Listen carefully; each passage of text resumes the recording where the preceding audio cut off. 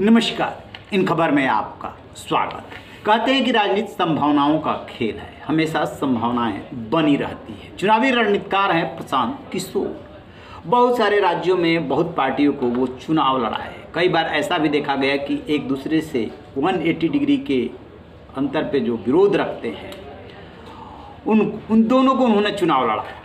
बाद में उन्होंने कहा कि अब बहुत कर लिया, ये सब मैं नहीं करूँगा। कांग्रेस की राजनीति करने निकले, कांग्रेस में सफलता नहीं मिली, फिर आ गए बिहार के ही रहने वाले हैं, बक्सर के, और जन स्वराज यात्रा पर निकले हैं बिहार को जानने के लिए, समझने के लिए। इस यात्रा के दौरान उनका मानना है कि इतनी सफलता मिली, इतना लोगों का प्यार व सम्मान मिला कि समय आ गया है कि बिहार की राजनीतिक धारा बदलने के लिए वो भी चुनाव मैदान में उतरे हैं।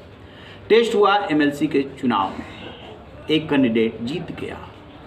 अब उनके समर्थकों का दबाव है या उनकी महत्वाकांक्षा है, वो चुनाव मैदान में उतर सकते हैं।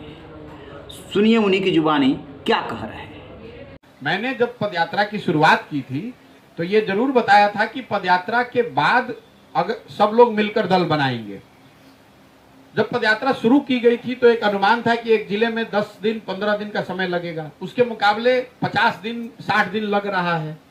तो लोगों का ये अभी एक सजेशन सुझाव ये है कि पूरा बिहार करने में तो 2-2.5 साल लगेगा, तो कम से कम जिन जिलों में आपने पदयात्रा कर ली, संगठन बन गया, वहां पर इसको राजनीतिक स्वरूप दिया जाए।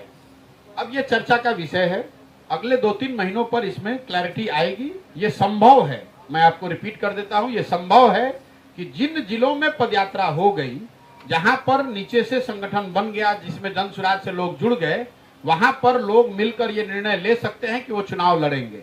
चुनाव लड़ने के 2 तरीके हो सकते हैं, या तो कोई निर्दलीय लड़े, उसको जन स्वराज के सारे लोग समर्थन करें, या फिर जन स्वराज पार्टी बनाकर वो लड़ें।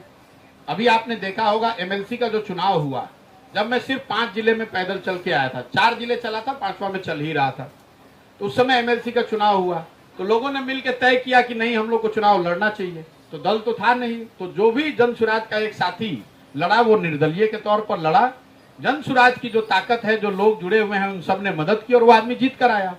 लेकिन इस पर मुझे लगता है कि मैं अक्टूबर के आसपास निर्णय होने की संभावना देखता हूँ। बिहार में जाति एक बड़ी सच्चाई है, सामाजिक राजनीतिक क्षेत्र की बड़ी सच्चाई है।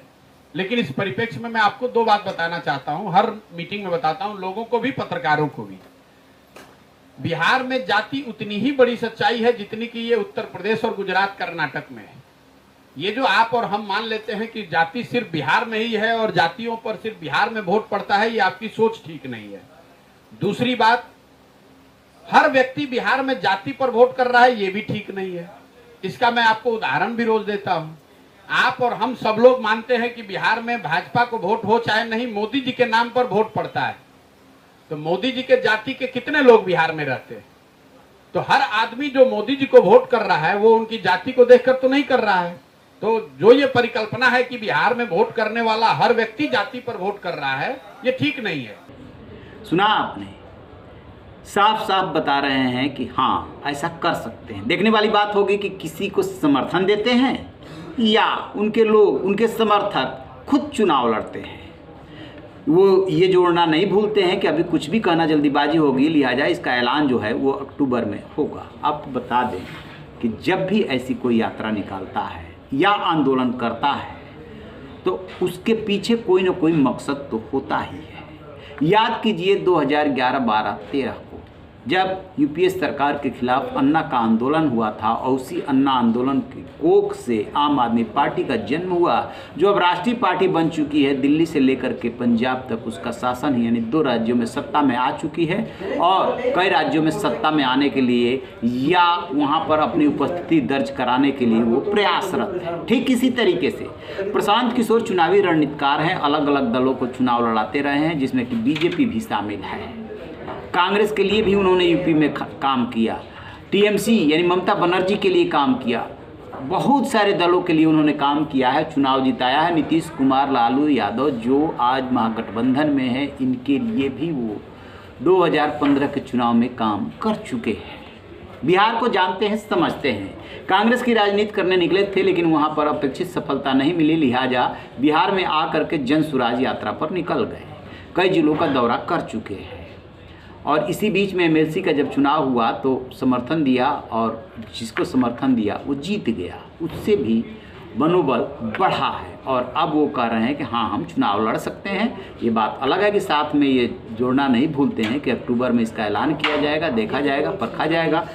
प्रशांत किशोर वो शख्सियत है जिन्होंने बहुत पहले कहा था कि जो महागठबंधन का या बिहार की राजनीति का स्वरूप दिखाई दे रहा है, इस स्वरूप में तो कम से कम अगला चुनाव नहीं होगा। और बिहार में जो इधर से उधर पाला बदल करके नीतीश कुमार गए, इससे देश की राजनीति पे बहुत ज़्यादा फर्क नहीं पड़ेगा।